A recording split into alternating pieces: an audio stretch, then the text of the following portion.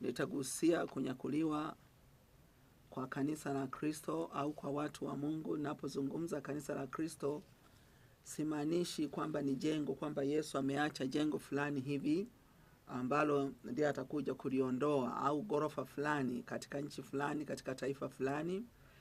Napozungumza kanisa la Kristo, ninamaanisha ni watu wa Mungu waliookoka, waliokombolewa kutoka katika mataifa mengi mbalimbali ulimwenguni pote, wakiwemo watu wa kila lugha, jamaa, kabila na taifa.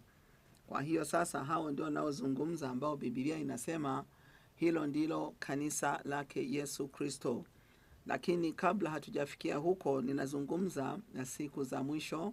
Nazungumza dalili leo sasa, kipindi tulicho nacho ambacho kiko hewani sasa, na niko mbele yako sasa kwa ajili ya kuzungumza nawe habari ya dalili za kurudi